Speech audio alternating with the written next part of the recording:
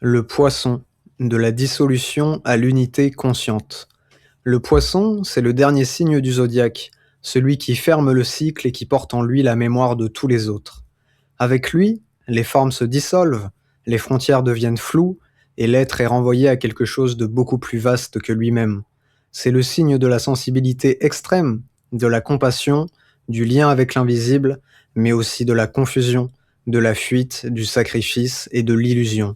Son voyage initiatique, passer de l'enfant qui se noie dans ses sensations à l'adulte spirituel capable d'habiter la terre sans oublier le ciel. 3 degrés, une seule question de fond.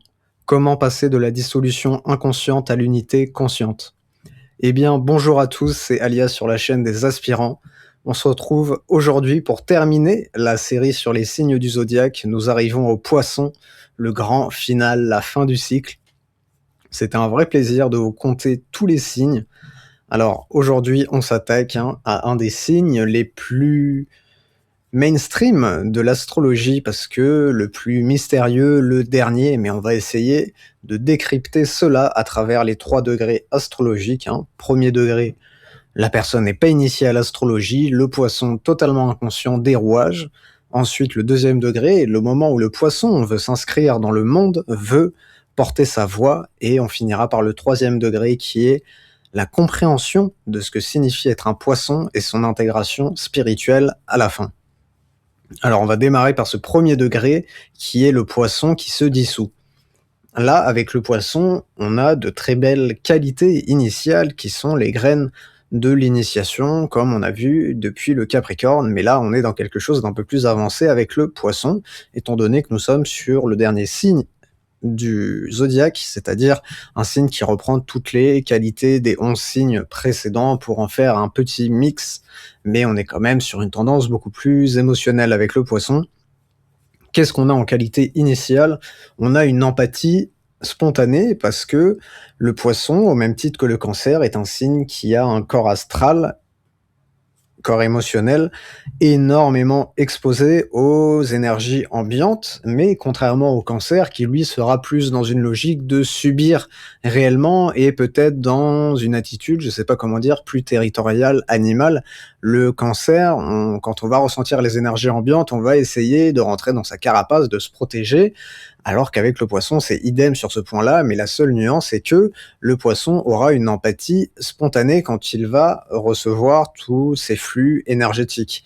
On ressent les nuances émotionnelles de l'environnement, on s'imprègne pleinement de l'énergie ambiante, mais dès lors qu'on fait face à une situation inconfortable, même en étant simplement spectateur, on a une empathie qui nous vient spontanément, alors que le cancer, s'il voit une personne dans le mal, il va avoir une empathie, si vous voulez, mais pas débordante non plus. Il va se dire: «Ah ouais, miskin le mec, ce qui lui arrive», mais il va pas non plus en chialer et vouloir tendre la main instinctivement comme le poisson.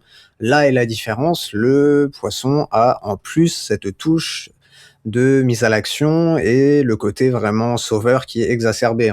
Donc ça donne une empathie spontanée qui ensuite sera le germe de l'initiation spirituelle. Après, naturellement avec le poisson, nous avons une imagination et une créativité. Là, on parle de quelque chose d'instinctif. On n'est pas dans quelque chose qui doit se travailler, se peaufiner comme en Balance. Non, là, on est dans une imagination pure. Pourquoi? Le poisson vit dans une rêverie.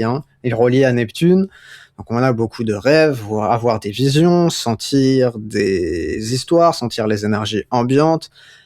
Beaucoup de côté nostalgique aussi, on voit la vie un peu comme une poésie. Quand on est poisson, on nage dans une rêverie émotionnelle. Donc forcément, qu'on a une imagination débordante, une intuition dingue dans tous les domaines, souvent liés à l'art, des domaines où on doit créer de A à Z, mais sans le côté réellement terre à terre, si vous voulez. Vous pouvez créer de A à Z une franchise, je sais pas, de salle de sport.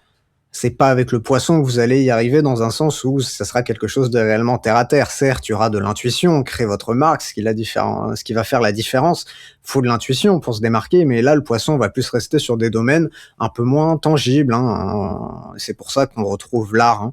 L'art, vous n'avez pas énormément de comptes à rendre de manière terre à terre. Vous pouvez rester dans une rêverie et très bien effectuer votre travail et gagner votre vie si vous sortez votre épingle du jeu. Mais on est moins dans ce côté terre à terre, vous avez compris. Ensuite, avec le poisson, on a la compassion universelle qui se relie un petit peu à la notion d'empathie. C'est très relié à la notion d'empathie parce que là, on ne supporte pas de voir le monde, les gens souffrir inutilement. On a, oui, une hypersensibilité. On peut pleurer pour des êtres totalement inconnus. On peut être bouleversé par un film, une musique, une injustice lointaine dans le monde qui nous touche pas parce qu'on a ce sens intuitif de l'unité. On voit, on se définit par le collectif en premier. Donc, quand un frère, on voit l'autre comme un frère, hein, intrinsèquement avec le poisson, et quand un frère va mal, on va mal ensuite. On fonctionne déjà instinctivement dans une vision d'unité au niveau du collectif et de l'humanité. C'est pour ça qu'on est autant touché par la souffrance d'autrui. Ensuite, on a aussi une aversion au mystère. Comment dire? Le mystère, du moins, il faut l'expliquer. Ce que ça signifie chez le poisson, c'est que le poisson est exposé fortement à tous les courants astraux, c'est-à-dire qu'il va recevoir plein d'émotions, plein de pensées, plein de sensations, sans savoir d'où ça vient. Donc c'est là que vient ce mystère. Avec le poisson, on a une avalanche d'énergie, mais on ne peut pas les définir, on ne peut pas mentaliser d'où elles proviennent, donc on affilie ça au mystère, à la brume. On ne sait pas d'où ça vient, on ne peut pas le définir, mais c'est là. Et on ne trouve pas le pourquoi, et c'est en ne trouvant pas ce pourquoi qu'on sort cette appellation mystère avec le poisson. Et le poisson vit réellement dans ça, hein. Le poisson n'est pas réellement conscient de lui-même parce qu'il a une telle ouverture au plan astral qui ne sait pas réellement définir d'où proviennent toutes ces émotions. Donc oui, le poisson vit comme ça intérieurement. C'est un peu comme le cancer, hein, des personnes qui, en une journée, peuvent passer par 50 émotions et passer 5 fois par la tristesse, 10 fois par la joie, 15 fois par l'énervement. On ne sait pas pourquoi, mais oui, c'est cette hyper ouverture au courant astro qui passe en lui. Ensuite, avec le poisson, on a une douceur naturelle parce qu'on est quand même avec un signe qui porte en lui énormément d'empathie, de gentillesse, donc la dureté est contre nature chez un poisson. Et ça va être compliqué pour lui de se montrer pardon, froid, sérieux, il y a toujours quelque chose en lui qui va rester disponible envers l'autre et c'est pour ça qu'avec les poissons, vous pouvez, comme beaucoup avec les vierges, vous pouvez avoir des personnes qui viennent instinctivement vers vous, vous raconter leurs problèmes, alors que vous les connaissez pas énormément, ils n'ont pas normalement à vous raconter, à vous déballer autant de détails personnels sur leur vie, mais ils vont choisir vous. Vous êtes le bon client pour être l'épaule sur laquelle se reposer, parce que vous dégagez cette douceur naturelle, je sais pas, cette aura de soignant que les gens ont envie de se faire consoler, rassurer par un poisson. Ensuite, la deuxième caractéristique, hein, du poisson de premier degré, c'est un signe poreux, c'est-à-dire qu'il ne vit pas dans des contours clairs et définis. Là, comme on l'a brillamment énoncé, vis-à-vis de cette exposition, cette surexposition au courant astro, là, le poisson ne sait pas réellement ce qui lui appartient. Il va mélanger des suggestions astrales liées à son environnement. Il peut aller dans un environnement où énormément de gens sont stressés, énervés, alors que le poisson est sorti de chez lui très joyeux. Et ben, il va se retrouver énervé, stressé. Il va absorber les énergies ambiantes sans savoir d'où ça vient. Et il va instinctivement, du moins inconsciemment, partir dans ces énergies d'énervement et de stress alors qu'il ne l'était pas au départ. Donc c'est un signe pour eux dans ce sens-là. C'est une véritable passoire énergétique. Il prend tous les courants ambiants et s'il ne sait pas se protéger, chose qu'il ne sait pas faire dans le premier degré, cela lui torture un petit peu la vie. Il se laisse littéralement traverser par tous ces courants et il ne sait pas encore les filtrer, hein. Il reçoit tout, il ne sait pas quoi faire de ce trop-plein et souvent cette surexposition émotionnelle va le faire souffrir étant donné qu'il porte toute l'énergie ambiante en lui et ce qui va donner souvent cette fuite ensuite, ce mal de la matière. Mais d'abord, à force de surexposition émotionnelle, le poisson va se dire: «Oh, le monde paraît trop dur, trop bruyant, trop exigeant». Le réel lui paraît si brutal parce qu'il n'a pas de protection vis-à-vis de ce réel. Il emmagasine toutes les énergies ambiantes sur lui, donc c'est normal que pour lui c'est trop dur. On ne peut pas supporter autant de charges énergétiques sans être épuisé. Et évidemment, à force de cette surexposition, viendra les stratégies de fuite de ce quotidien, étant donné qu'il paraît tellement lourd et complexe à apprivoiser, et surtout complexe à vivre, et d'autant plus dans un domaine, dans le monde pardon, social. Donc on aura plusieurs stratégies de fuite pour fuir cette souffrance de la matière. Généralement, ça va être rester dans des rêveries constantes, des fantasmes, des idéalisations, s'imaginer une, belle vie, ressasser le passé. C'est en fait, on peut pas réellement décrire ce qui se passe dans la tête d'un poisson parce que c'est très neptunien et aussi très lunaire, hein. C'est vraiment ressasser en boucle des événements, embellir la réalité, être sur un projet à l'étape 1, penser à l'étape 10, 11, 12, tout au long de sa journée et sur divers aspects de la vie. C'est une rêverie constante et c'est une fuite de la matière dans ce sens-là, parce que le poisson va se faire 10 000 scénarios intérieurs, va imaginer, idéaliser le moment où sa vie ira mieux grâce à tel projet, et cetera. Très complexe à expliquer le signe du poisson parce qu'on est avec Neptune, mais j'essaie de clarifier au max, même si c'est très complexe de clarifier, mais dites-vous juste que c'est une rêverie constante, une imagination en fait. Le cerveau est en ébullition au niveau du sens imaginaire tout au long de la journée. On s'imagine des scénarios, on se refait l'histoire, etc. On peut avoir des stratégies de fuite un peu plus lourdes, tout ce qui va être addiction, les drogues, au sens neptunien, parce qu'il y a plusieurs manières de voir les drogues. Vous avez les drogues au sens jupitérien, on peut appeler ça au sens jupitérien solaire. C'est quand vous êtes entre amis, vous n'avez pas d'addiction à proprement parler, vous êtes entre amis, vous faites un barbecue, vous êtes en vacances, tout le monde va se mettre une caisse. Ça c'est la drogue au sens jupitérien, mais la drogue au sens neptunien et lunaire, c'est une substance qu'on prend pour réellement fuir la réalité parce que le quotidien paraît trop dur et donc on va se réfugier dans cette substance-là. Ça peut être les drogues, mais ça peut être aussi les écrans. On est tous, on est tous soumis à cette addiction malheureusement. Ça peut être aussi des relations toxiques, dans le sens où on projette tout sur son partenaire, tu es ma vie, mon monde en entier. On fuit le monde dans une relation amoureuse qui nous prend 90% de notre charge mentale. On fait rien à part vivre sa relation et ses petits hauts et bas à côté. Donc la relation est une fuite de la réalité. La nourriture aussi, hein, pour les personnes qui ont des soucis de nourriture, tout type d'addiction. Et comme on l'a dit, ouais, les dépendances affectives, la procrastination aussi, hein, qui est liée au fait que le poisson emmagasine tellement d'énergie ambiante qu'à la fin il est épuisé, donc il a du mal à mettre ça en action, mais aussi dû à son côté rêveur. Mais bref, ça donne cette envie de fuite, un besoin d'anesthésie du quotidien qui paraît trop lourd. Il ne fuit pas parce qu'il est moralement, mentalement faible, mais il fuit parce qu'il est saturé, le poisson. Il va sortir dehors, faire un tour dans une grande ville, il va rentrer chez lui, il aura 10% de batterie. Il est saturé. Mais là, à ce moment-là, il peut pas se mettre à réaliser des choses concrètes avec une constance et une discipline adéquate. Il est vidé de son énergie. Il n'a pas l'énergie pour le faire. Et malheureusement, le poisson cherchera à fuir la matière, mais plus il essaiera de la fuir, c'est le défi spirituel, hein, c'est le contrat d'incarnation du poisson. Vous cherchez à fuir la réalité, le réel va revenir par d'autres portes. Vous pouvez avoir le corps, dans le pire des cas, hein. Vous pouvez avoir des relations aussi qui vont mal se passer, des illusions dures, fortes, répétées dans votre scénario de rêverie que vous faisiez de votre vie future. Beaucoup de désillusions pour vous ramener à la réalité. Et c'est un petit peu ça, oui, toutes les stratégies de fuite qu'emploie le poisson de premier degré pour fuir la matière à cause d'un trop-plein d'énergie, d'exposition aux courants astro. Après, je trouve super important de parler de la dissolution de l'identité chez le poisson. Parce que le poisson est le dernier signe du zodiaque, on termine un cycle, on apprend la dissolution de l'individualité pour se fondre dans le collectif, mais quand on n'a pas d'individualité forgée comme au premier degré avec le poisson, ça ne sert à rien et c'est un mirage.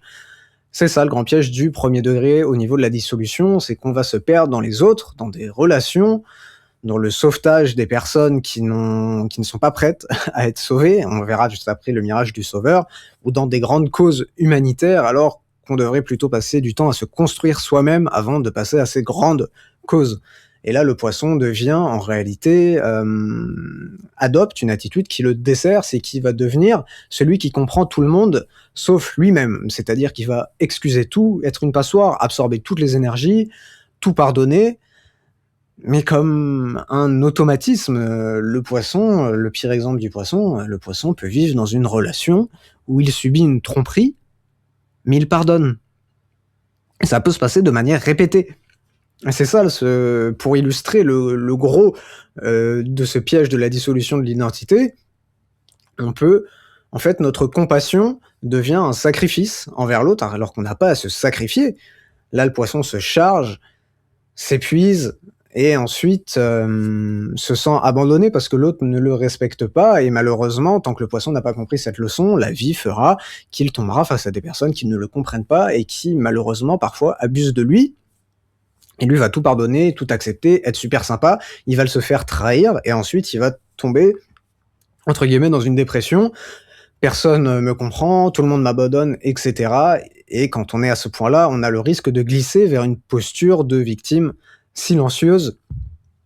On se dit: «Ah, après tout ce que j'ai donné, voilà ce que je reçois, on me mérite pas» et cetera et ça, c'est drôle parce que ça cache aussi l'ego, hein, du poisson. On en parlera juste ensuite, mais malheureusement, le poisson peut souvent se faire berner par sa trop grosse empathie, sa trop grosse ouverture à l'autre et pour illustrer ça, dans une plus grande ampleur, on a ce qu'on appelle le mirage du sauveur. Là, c'est le fantasme, hein, du poisson, du grand sauveur. Il veut aider tout le monde, tout le temps, sans trier. Il ouvre ses portes, son cœur, son énergie à des personnes souvent toxiques, instables, manipulatrices, simplement parce qu'il voit en elles une blessure. Là, ce qu'on peut avoir qui est typique du poisson, si vous voulez, ça va être des personnes qui vont collaborer, se mettre en relation avec des personnes dans une rêverie, parce que la personne avec qui ils vont s'associer, au départ, lors de la rencontre et de la première association, la personne n'est clairement pas carrée pour être l'associé du poisson, mais le poisson va voir en elle le potentiel caché, la blessure à réparer, et ensuite ce qui va pouvoir émerger après avoir aidé l'autre à réparer cette blessure.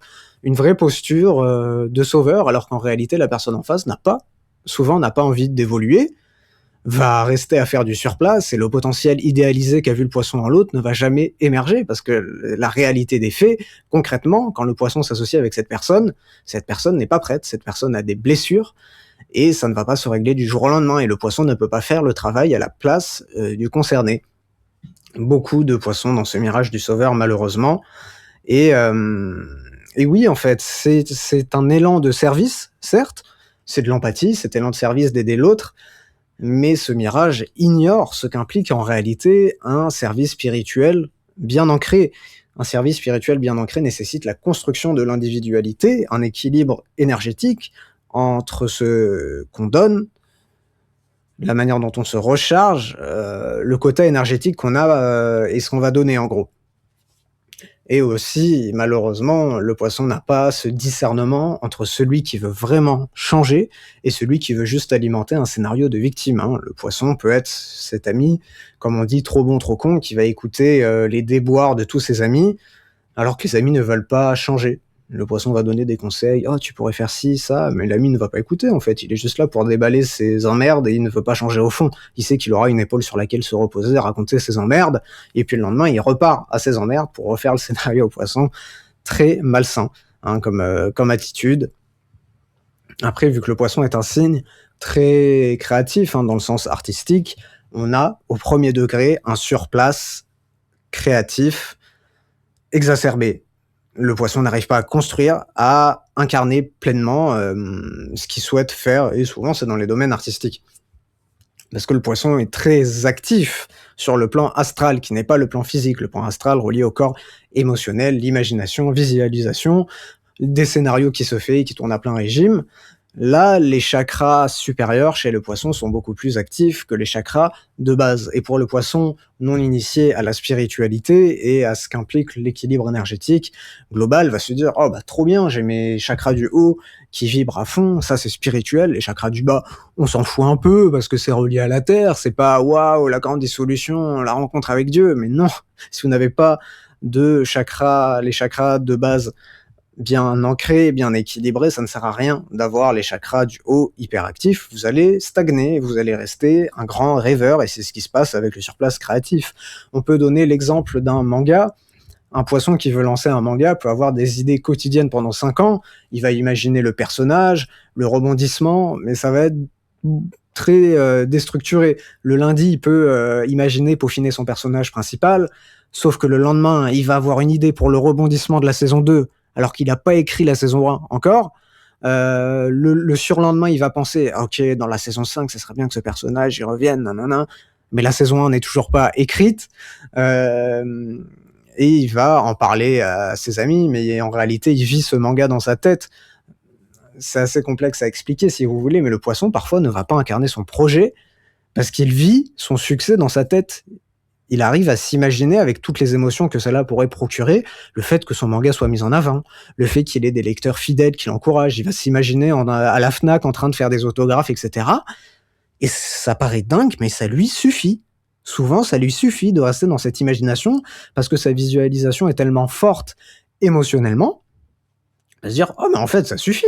Je vis le scénario, le boom émotionnel pour lequel, si vous voulez, la récompense émotionnelle qui arrive après le labeur, après l'avoir incarné dans la matière, bah, j'arrive à le vivre en visualisation. Les émotions sont tellement intenses, j'ai vraiment l'impression d'y être à mon succès quand je visualise que, bah, je vais rester là». Et quand on a ces chakras, hein, chakra racine, chakra sacré et chakra du plexus, en mauvais équilibre, hein, qui ne vibrent pas énormément, on aura ce qu'on appelle une brume astrale constante chez le poisson. Dès lors dès lors du passage à l'action, dès lors du moment d'ancrer son projet dans la matière, il aura comme une brume, il saura pas où aller, ça sera compliqué d'ancrer, de se faire un planning, de rester accroché, parce qu'il a son chakra racine en difficulté, ce qui signifie, la complexité à être pleinement ici. Le chakra sacré, lui, qui va lui donner le feu créatif, l'impulsion, ce qui fait qu'on se lève en sautant du lit, en se disant: «Yes, aujourd'hui je fais ça, ça, ça sur ma to-do list». Quand c'est défaillant, on se lève avec une brume, on ne sait pas quoi faire, on n'a pas la dalle, d'aller relever sa journée et malheureusement, on a souvent une défaillance au niveau du plexus solaire avec le chakra. C'est ce qui signifie en gros, oui, c'est moi, imaginons que je m'appelle Bernard, oui, c'est moi, Bernard, 35 ans, aujourd'hui, je vais incarner mon projet. Aujourd'hui, je vais faire ma to-do list, moi, Bernard, dans la matière, je remplis mes objectifs de la journée. Et bah, le poisson, il a un plexus solaire défaillant, donc il aura soit peur de se montrer, il va y aller sur des petits pas, hein, pour ancrer son projet, il aura pas de confiance en lui, tout simplement. Et pour ce premier degré, on va finir par un point sur le mal de la matière qui touche le poisson. Parce que le poisson est un signe, fait partie de ces signes où on se rappelle souvent d'une paix qu'on n'a jamais vécue avec la conscience de cet ego qu'emprunte ce corps dans cette incarnation. On garde en soi la mémoire d'un monde idéal, doux, fluide, dans une rêverie où tout le monde s'aime, où il n'y a pas cette pesanteur du quotidien. Et bah ça, c'est lié, en fait, c'est un rappel de l'âme en lien à la pré-incarnation, en fait, quand on était dans le plan astral avant de s'incarner, qui est un plan beaucoup plus doux, beaucoup plus cool, soft. Et là, le poisson garde cette mémoire inconsciemment et se dit: «Oh là là, j'aimerais tellement rester dans une rêverie, calmement, dans mon coin où tout le monde est gentil». Et malheureusement, on a beaucoup de poissons dans ce piège, j'insiste sur le beaucoup de poissons, qui vont faire la confusion entre mal de la matière et élévation spirituelle. Beaucoup de poissons peuvent se croire très spirituels en refusant l'incarnation, en se disant: «Moi, je suis pas fait pour ce monde, je suis trop évolué pour la matière, je comprends pas les gens, ce monde est si brutal, moi je dois pas être incarné ici». Mais c'est quoi la réalité? Si t'as pas envie d'être incarné ici, mon gars, tu vas devoir te réincarner X fois ici, jusqu'à accepter l'incarnation. Et c'est cette voix qui dit ça aux poissons, c'est une ruse de l'ego spirituel. Parce que l'initié, l'aspirant spirituel, sait que l'âme choisit consciemment de s'incarner en empruntant ce corps, cet ego, dans cette ville, cette famille. Bref, l'incarnation est un choix de l'âme pleinement conscient. Et refuser l'incarnation, c'est dire non à l'âme, dire: «Oh non, je veux pas de ton plan, je veux pas réaliser cette incarnation, je veux pas relever ces défis, je veux pas vivre ces événements». Et tu te dis ça et tu penses vraiment être dans une dynamique d'élévation spirituelle. Non, j'ai plus besoin de m'incarner, je suis trop spirituel pour ça. C'est du délire. Et c'est ça le défi de ce premier degré, d'abord, avant de passer ensuite au travail, c'est d'accepter la terre, accepter la matière, accepter le fait d'être incarné, accepter d'être ici, dans ce corps, dans ce temps.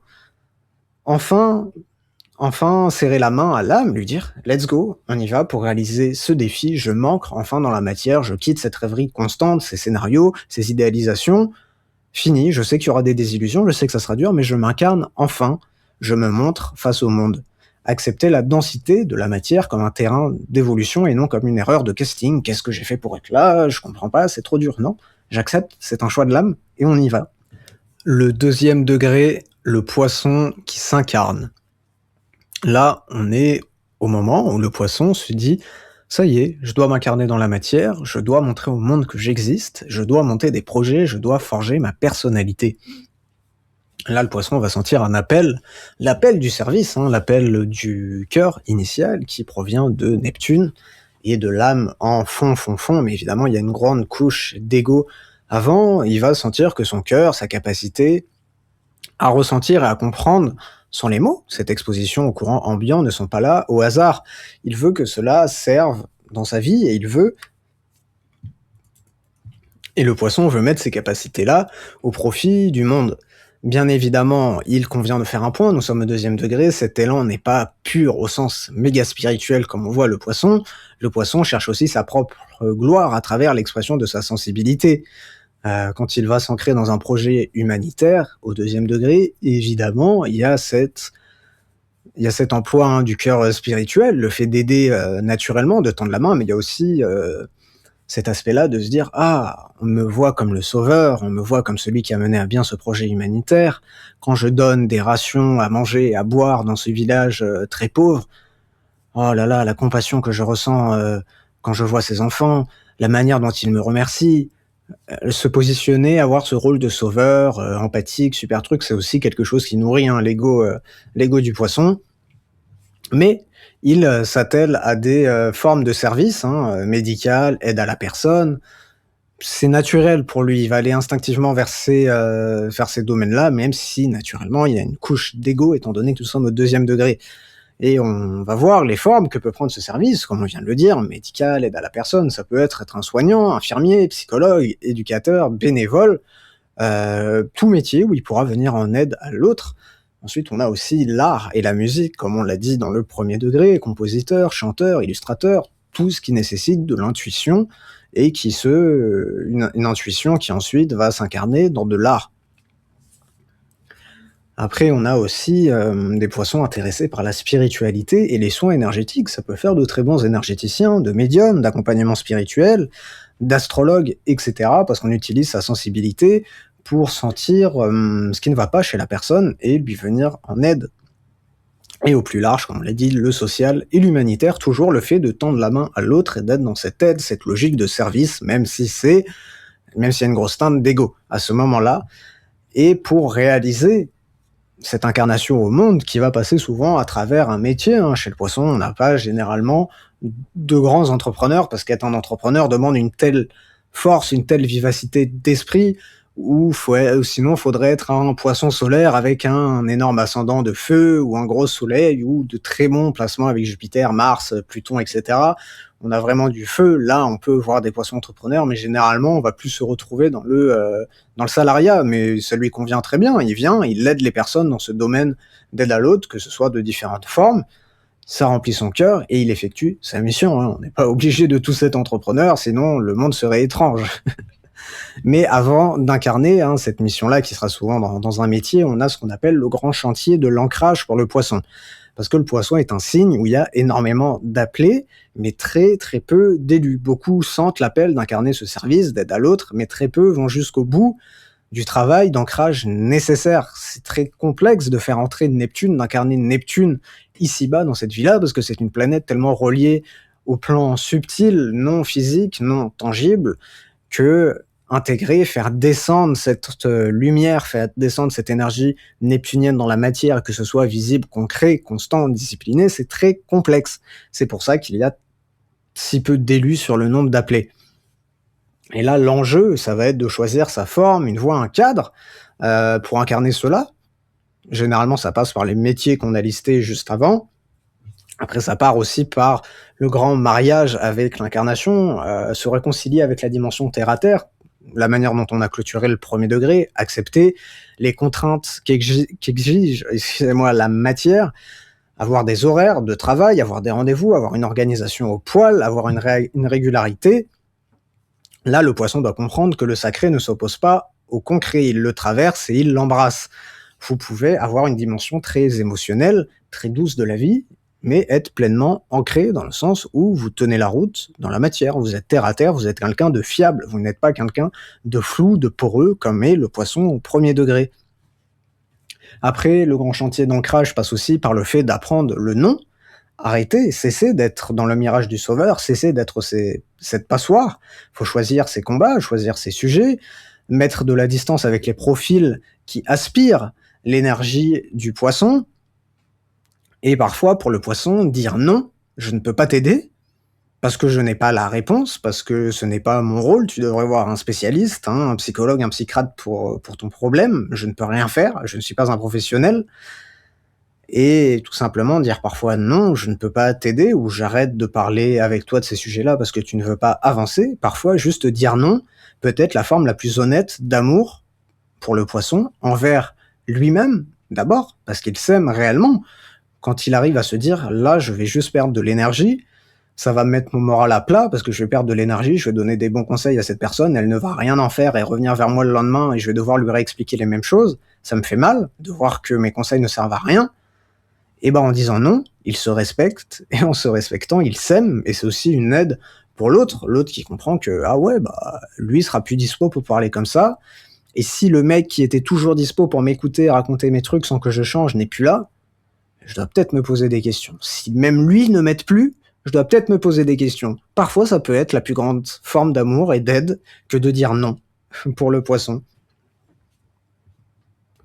Et pour peaufiner ce travail d'ancrage, on a aussi l'application de la constance, aussi petite soit-elle. C'est déjà un grand pas quand le poisson est constant, même s'il réalise de petits gestes au quotidien. Mais le défi est d'incarner ces petits gestes très simples pour garder une constance et se familiariser avec la matière, ce que demande le fait de travailler quotidiennement, d'ajouter une pierre à l'édifice quotidiennement. Pour un poisson artiste au sens écrivain, il écrit des romans, bah, le défi pour lui, ça va être de s'asseoir tous les jours, essayer d'écrire un petit passage, même quand il n'a pas une inspiration fulgurante, parce que le poisson est souvent soumis à son inspiration momentanée. S'il sent pas le flow du moment, il risque de ne rien faire ou de ne rien garder de ce qu'il a fait. C'est ça, tenir un engagement dans le domaine dans lequel on est, qu'on veut exprimer sa force neptunienne, finir ce qu'on a commencé, gros défi pour le poisson. Ensuite, assumer une décision, un engagement qu'on a pris sans revenir en arrière à la première vague d'émotions, hein. Être super chaud le lundi, se dire: «Oh, je vais faire ça et ça», le mercredi être un peu moins chaud et revoir à la baisse ses exigences, revoir à la baisse ses exigences par contre, jusqu'au point de les annuler totalement au fil des jours où la petite vague émotionnelle de feu sera passée.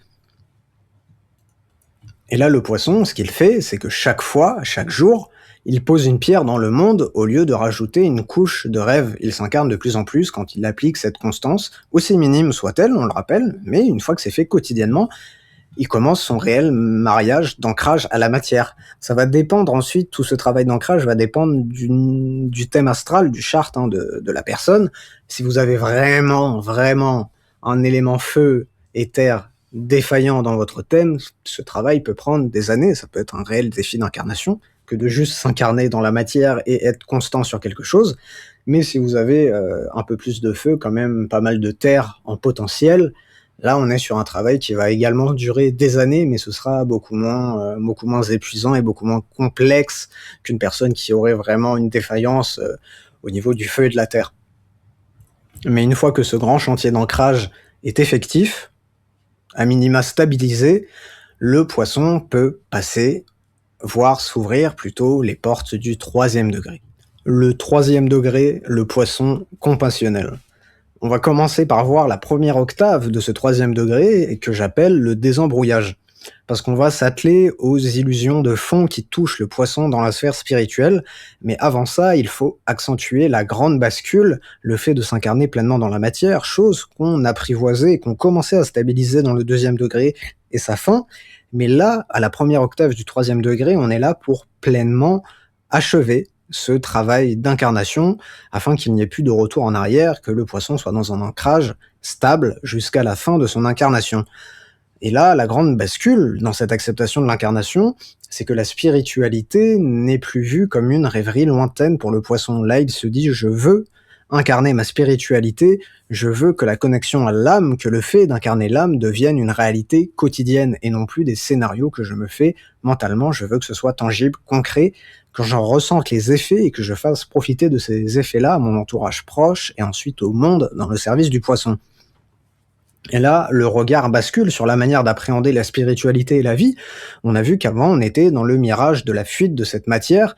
Avant, on se disait: ce monde est trop dur, trop complexe, moi je veux retourner dans ma source.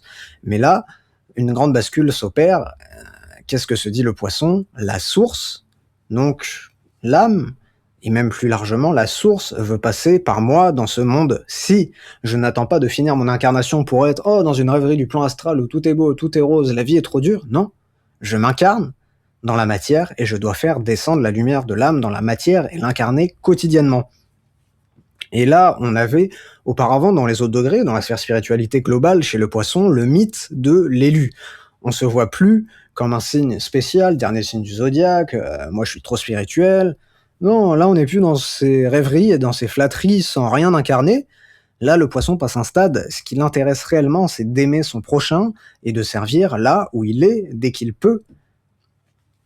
Et ce travail, pour qu'il devienne effectif, il va falloir retirer tous les masques que prend son ego spirituel. C'est tout ce travail, le discernement de l'ego. Le premier, ça va être de discerner son corps émotionnel fulgurant, mais qui le ralentit en réalité dans la matière, ce déséquilibre entre les chakras qu'on a vu. Là, le poisson va par exemple reconnaître derrière sa flemme cette petite voix qui lui dit « Non, c'est pas le moment, mon heure viendra plus tard, c'est peut-être pas le moment pour ce projet, je dois encore y réfléchir ».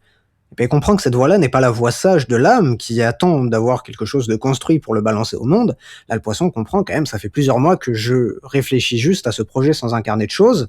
C'est peut-être l'ego spirituel qui prend le masque de mon âme, mais qui cache en réalité la flemme, le fait de ne pas avancer au quotidien. Tout ce genre de choses, il va aussi apprendre à séparer ce qui vient de l'ego et ce qui vient de l'âme.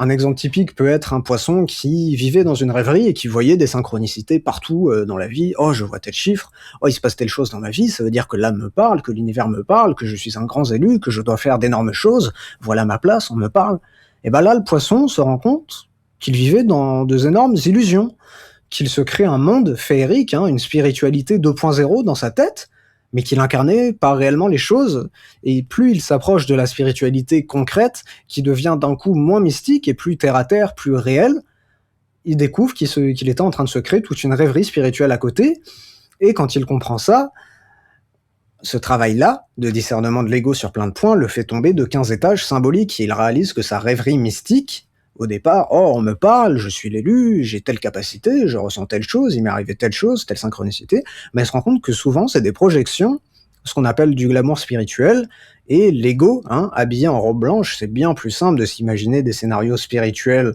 en projection, en visualisation, que d'incarner réellement les choses dans la matière, et là, le poisson prend conscience de ça, et cette grosse désillusion peut être humiliante au départ, parce qu'on se rend compte qu'on avait tout faux, sur énormément de points dans sa spiritualité depuis le départ.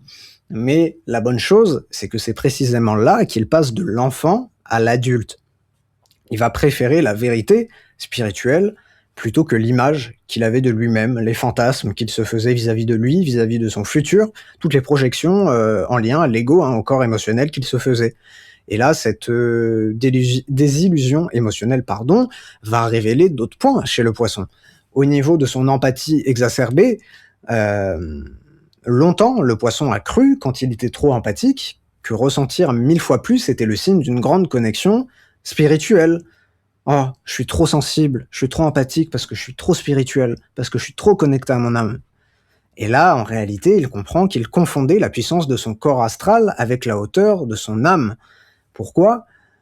Si vous voulez, face à un être en souffrance, face à cela, le poisson avant reçoit une énorme empathie, une énorme tristesse, il peut même pleurer, mais en arriver à une telle intensité émotionnelle face à une scène entre guillemets banale dans le monde actuel en fin de cycle, nous avons de la souffrance partout, et si vous vous mettez à pleurer, à être dévasté à chaque souffrance que vous croisez, ce n'est pas l'âme, ça c'est le corps émotionnel qui réagit, qui amplifie 20 fois le signal de l'âme. L'âme va juste être en mode « Oh, c'est dur, je compatis, je souhaite le meilleur à cette personne, je souhaite qu'elle se relève, si elle veut être aidée, je peux lui donner des tips, je peux l'aider, je ressens une empathie. » Mais l'âme, à aucun moment, ne se dit « Oh, je m'écroule, je pleure, je suis dans un sentiment de tristesse qui m'embrume toute l'après-midi, j'étais dans un bon mood, mais là je suis dévasté toute cet après-midi, je pense à cette personne qui était mal. » Non, c'est pas l'âme, ça, c'est le corps émotionnel qui amplifie énormément le message sain initial qui est l'empathie de l'âme. Là, le corps émotionnel en fait des montagnes pour quelque chose qui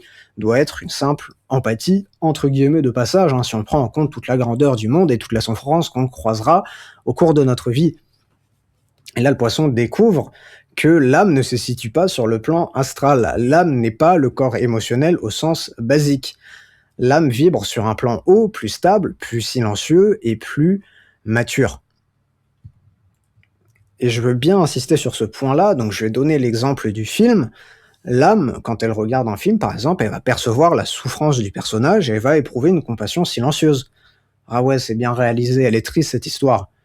Mais derrière, c'est le corps astral qui, lui, va prendre ce mouvement initial, la première empathie, et l'amplifier jusqu'aux larmes. Ce qui fait que le poisson va pleurer devant ce film, ce qui fait que le poisson va repenser à ce film jusqu'au moment d'aller se coucher avec le sentiment de tristesse, d'empathie exacerbée.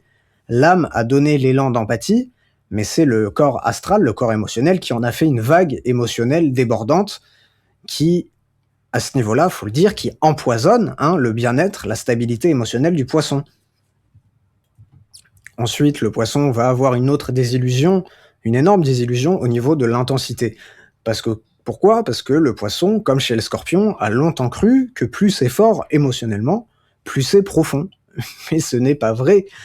Des grandes vagues d'émotions qu'il peut ressentir en méditation, par exemple, quand le poisson médite, il y a des jours où la méditation est intense au sens émotionnel, et dans ces jours-là, le poisson va se dire « Oh, c'est un contact vraiment supérieur ». Non, souvent c'est juste le corps astral qui est hyper réactif à ça, et parfois on peut développer une dépendance à l'intensité émotionnelle. On va croire que plus c'est intense émotionnellement, plus c'est profondément spirituel, ce qui n'est pas vrai. Et à quel moment le poisson va découvrir tout cela, va découvrir la réelle stabilité et la réelle plénitude de l'âme? C'est quand le poisson se met à la méditation spirituelle, qu'il s'y met réellement avec une constance. Et un jour, le poisson va goûter à une vraie expérience d'âme en méditation. Bien souvent, il va avoir côtoyé cette transcendance douce, cette plénitude tranquille et cette connexion silencieuse à l'âme. Là, on n'est pas dans une extase émotionnelle, on n'est pas dans la crise de larmes, on n'est pas dans les grandes montagnes russes émotionnelles, non, on est dans un bien-être immense, mais qui n'est pas intense. Et là, le poisson change radicalement de position vis-à-vis de l'appréhension émotionnelle, énergétique de la spiritualité, dès qu'il côtoie ce sentiment de plénitude, mais calme, comme s'il était sur un fleuve qui ne bougeait pas. On n'est pas dans la grande méditation comme si c'était un trip au LSD. Waouh, je vois plein de formes, je vois plein de couleurs, c'est trop bien, se dire que je suis trop spirituel. Non. Il se rend compte que parfois, dans sa méditation du jour, il ne voit rien. Il a juste un écran noir, peut-être une petite lumière en fond, mais il a juste un écran noir dans sa méditation et il se sent tellement bien, tellement rempli, et il en ressort tellement rechargé, tellement heureux, mais si vous voulez, le sentiment de joie de l'âme, une joie, aucune excitation, juste être pleinement rempli, pleinement heureux, mais dans une stabilité démentielle. Un peu paradoxal vis-à-vis de l'intensité, mais justement, c'est pour faire le parallèle, une sérénité, une stabilité émotionnelle démentielle en sortant de cette méditation. Et on peut voir ça, on peut associer ça à une image. Avant, la vie intérieure du poisson ressemblait à une mer agitée. Mais le jour où il va réellement toucher son âme et la côtoyer de plus en plus, et vu qu'il fera cette méditation quotidienne une fois qu'il sera engagé sérieusement sur son cursus spirituel, là, il aura l'impression de se retrouver allongé sur une barque, comme on l'a dit, dans une eau sans mouvement, silencieuse, lumineuse. Là, on n'est pas dans l'adrénaline, on n'est pas dans le drama. On ressent juste cette sensation d'être exactement au milieu, léger, soutenu. On a l'impression d'être parfaitement à sa place. C'est dès lors que le poisson touche la réelle connexion à l'âme et ce que cela procure émotionnellement. Et on aura parfois, plus subtilement encore, le contact avec la monade, le moi supérieur qui, lui, est relié au tout. L'âme, ça va plus être comme une personnalité qui va regrouper toutes nos vies antérieures passées, en fait. C'est le résultant de toutes nos vies passées, l'âme, mais plus haut, vous avez la monade qui est réellement notre, notre étoile lumineuse, notre ange solaire, là où tout commence, la partie de nous la plus élevée. Et ce moi supérieur qui est relié au tout produit un sentiment d'unité profondément transcendant.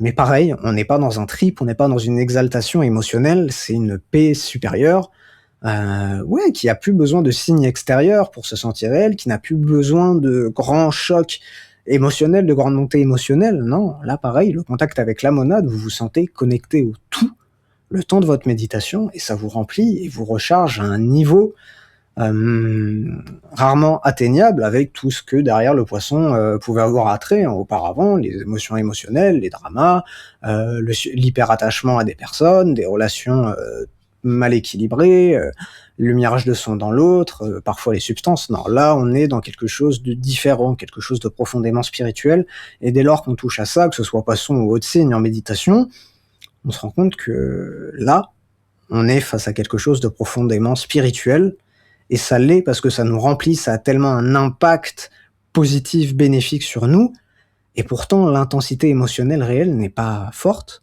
On a l'impression d'être pile au milieu, hein, c'est ce qu'on appelle la voie du milieu, droit dans ses bottes, ancré comme si on faisait l'étoile dans un fleuve totalement calme, ce sentiment-là. Et une fois que le poisson côtoie et réalise ses premières méditations et qu'il commence à l'avoir avec constance, hein, ce sentiment qu'on vient de décrire, le poisson fait face à la découverte fondamentale dans son cursus spirituel. L'étape, je pense, peut-être l'étape la plus importante du poisson, c'est qu'il se rend compte qu'il n'a jamais été coupé de son âme. La maison du Père, donc Dieu, les plans supérieurs, que le poisson cherchait, et que le poisson cherchait de manière illusoire, hein, au premier degré où il se disait « ce monde est trop brut, moi j'aimerais retourner dans les plans supérieurs », il se rend compte qu'en fait, ce qu'il cherchait depuis le départ est toujours là, accessible quotidiennement en méditation. Maintenant, et ce retour quotidien, à cette méditation quotidienne, cela devient son acte le plus intime au sens spirituel. C'est là qu'il revient dans la maison du Père quotidiennement grâce à sa méditation, non plus pour fuir le monde, mais pour revenir en lui-même, là où la réalité physique terrestre, l'incarnation, ici-bas, se marie avec la spiritualité, la connexion à l'âme et à la monade, et avec cette connexion quotidienne grâce à la méditation consciente. Là, la fuite n'a plus de raison d'être, on ne veut plus fuir la matière, parce qu'on se dit quotidiennement, je me connecte à mon âme et je ressens profondément en moi ce contact, et ce contact avec les sphères supérieures. Je n'ai plus besoin de m'exiler, je n'ai plus besoin de m'isoler, je n'ai plus besoin de prendre de substances pour avoir l'illusion de vivre cela. Je le vis quotidiennement, simplement, j'ai juste à méditer. Et là, le poisson passe un énorme step, parce qu'on rappelle, à ce niveau-là, le poisson est ancré quotidiennement, il a fait ce travail d'équilibre énergétique au niveau de ses chakras, donc c'est-à-dire qu'il est prêt, il est fiable pour incarner un service. Et là, il a déjoué ses illusions spirituelles, les masques que portait son ego spirituel, et là, il prend conscience de l'unité, que l'unité est juste en face, accessible, donc il ne va plus diriger sa mission dans le but d'avoir ce sentiment émotionnel de connexion comme ça pouvait l'être avant. Non, il peut se connecter quotidiennement à son âme et en ressentir pleinement les effets et les bienfaits. Et là, ça fait place, on a fait le grand travail de désembrouillage, de désembrumage de la route spirituelle du poisson, ancré, stable, fiable, à déjouer les illusions de l'ego spirituel et à rencontrer réellement son âme, et peut la rencontrer quotidiennement. Et là, le poisson peut ouvrir pleinement la voie à la deuxième octave du troisième degré, qui est l'incarnation du service. Et là, on a un poisson qui devient un serviteur incarné. Le poisson ne flotte plus, il est là, présent, simple. Et derrière sa douceur se cache en réalité une solidité, parce que là, le poisson est pleinement connecté à son âme. Et cela, enjolive, ou du moins, ça se voit dans son aura vis-à-vis des personnes, qu'il est pleinement calme, pleinement sûr de lui. Mais cette douceur devient aussi une solidité. On se dit, lui, il est gentil, mais il a quelque chose de grand en lui, hein. C'est plus le poisson qu'on va parasiter, qu'on va vampiriser en racontant nos mille déboires. Là, on sent, ok, ce mec-là peut vraiment m'aider, mais je dois pas le déranger pour n'importe quoi. Vous voyez la différence. Et vu que le poisson s'incarne pleinement, il n'a plus besoin de s'effacer par la victimisation comme il pouvait le faire avant. Il n'a plus besoin de prendre le rôle du grand, hypersensible, incompris. Il n'a plus besoin de prendre la position, entre guillemets, du gourou, du grand élu spirituel. Oh, je suis poisson, fin d'un cycle, fin du zodiaque, blabla. Non, là, il incarne simplement, avec une énorme humilité, sa mission spirituelle. Et là, on a des poissons qui peuvent exercer n'importe quel métier, mais la qualité de présence dans ce métier-là va changer du tout. Là, les personnes que le poisson va aider, Naturellement, on reste dans des domaines liés au service, à l'aide à l'autre, parce que c'est la nature profonde du poisson. Mais là, les personnes que le poisson va aider vont se sentir accueillis, jamais jugés, et là, le poisson va dire la vérité sans agressivité. Parce qu'avant, le poisson pouvait vous brosser dans le sens du poil, hein, vous pouvez lui raconter vos déboires, vous pouvez avoir une emmerde, vous êtes à 100% fautif de cette emmerde, mais le poisson allait, allait conforter votre vision. Ah oui, c'est vrai, t'as pas eu de chance sur ce coup-là. Non, là, le poisson va dire la vérité, il va être clair, précis, mais il va pas être agressif en fait. La manière dont il va vous le dire, ce sera avec des mots de l'âme, étant donné qu'il y est connecté. Et quand vous recevez ce message-là, vous n'allez pas le recevoir comme quelque chose d'agressif. Ça va vous troubler. Vous allez vous dire ah ok. En fait, ce qu'il m'a dit, ça me fait mal intérieurement, mais j'ai pas envie de m'embrouiller avec lui parce qu'il me l'a dit tellement calmement, tellement sagement que j'ai pas perçu une once d'agressivité dans la manière dans laquelle il m'a dit ou une once de jugement.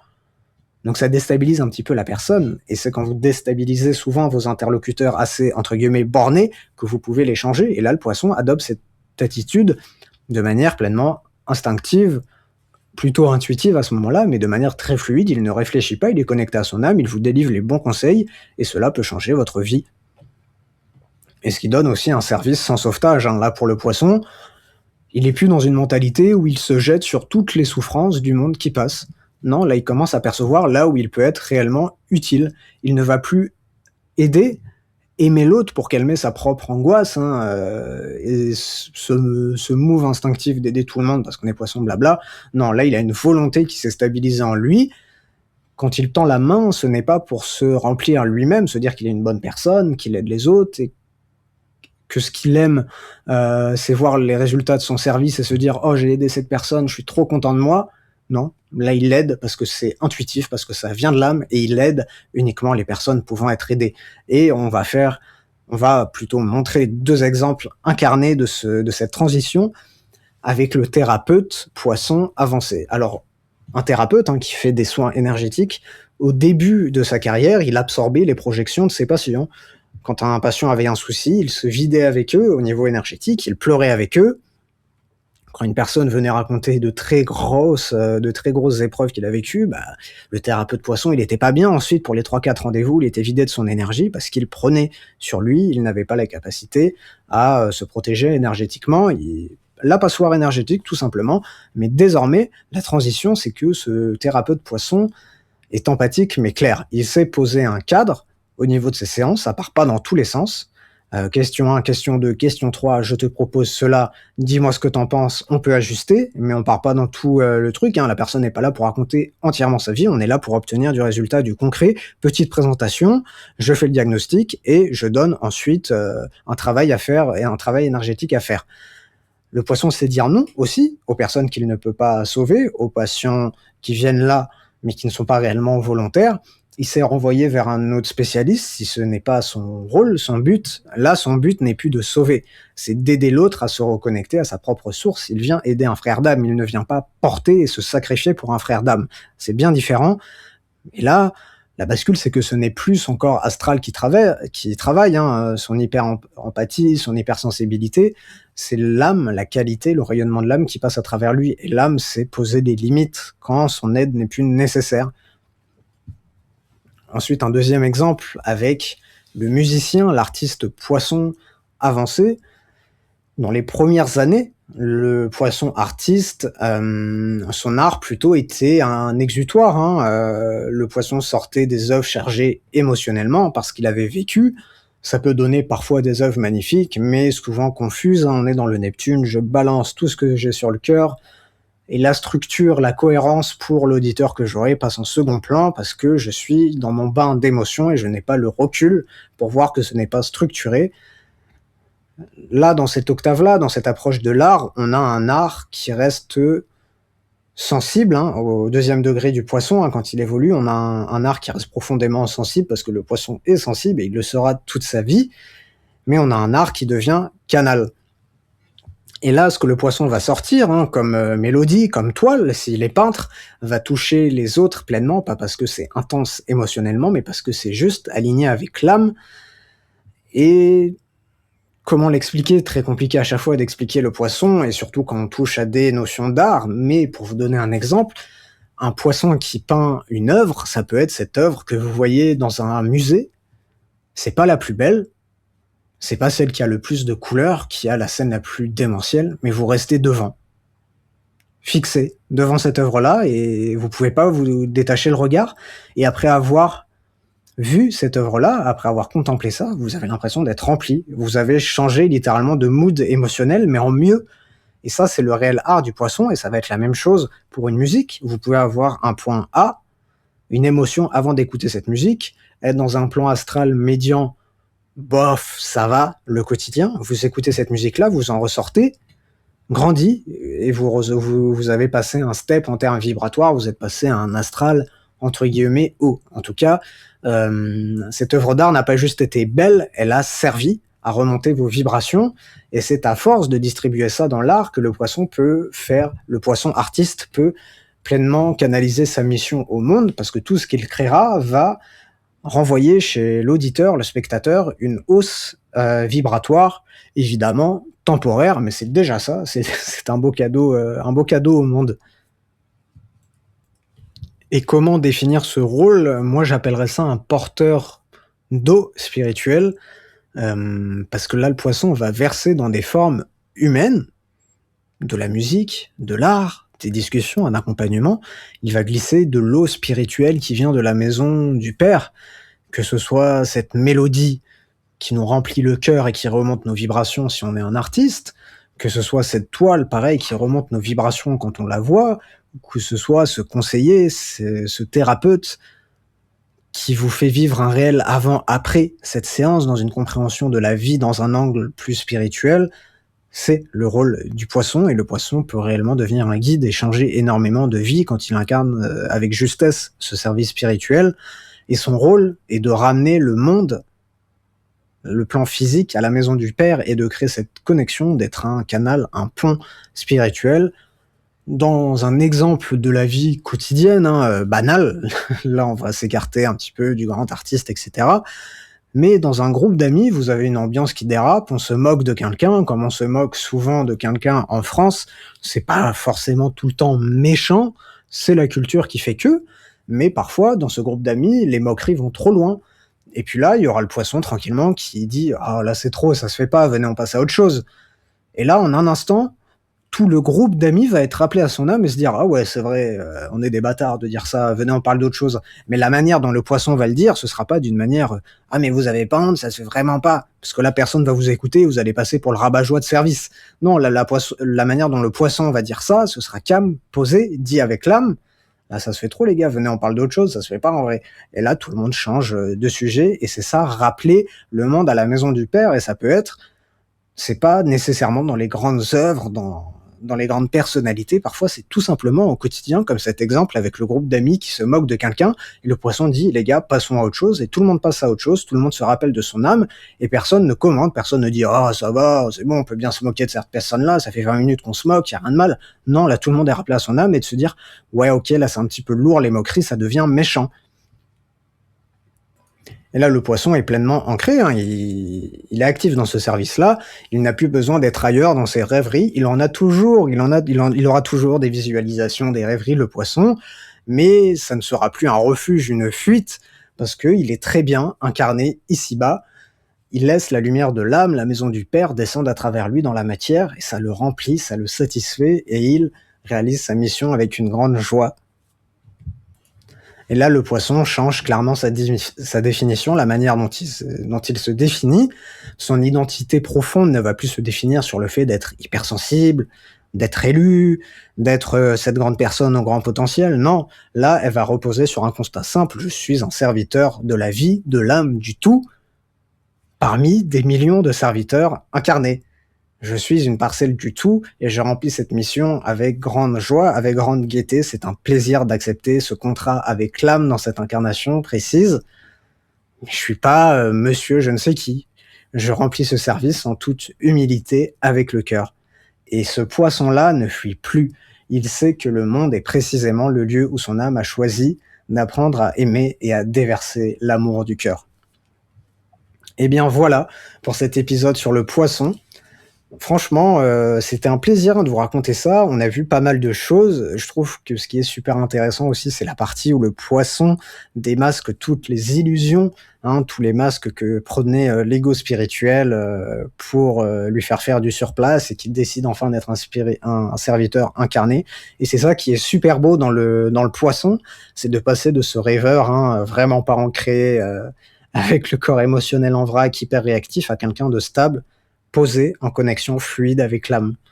Et aussi le fait d'accepter pleinement cette matière, hein, qui est quelque chose de très beau parce qu'on dénigre, hein, au premier degré et malheureusement, j'en parle souvent dans l'astrologie New Age 2.0, on dénigre souvent la matière ici-bas et voir ce poisson, hein, ce signe qui est le plus à même de tomber dans ce mirage-là, revenir à lui-même, s'incarner pleinement et apprécier la vie, les gens, la matière ici-bas, je trouve ça extrêmement beau. Et bien voilà pour cet épisode. C'était un réel plaisir de faire cette série sur le zodiaque avec vous. On va enchaîner très prochainement sur des vidéos, le concept en balade, hein, c'est des vidéos où on parle de spiritualité en se baladant tranquillement dans la nature. J'ai vraiment des beaux rushs à vous proposer, ça me fait super plaisir. Et ensuite, on enchaînera avec Mars dans les maisons astrologiques. Je vous souhaite une excellente journée.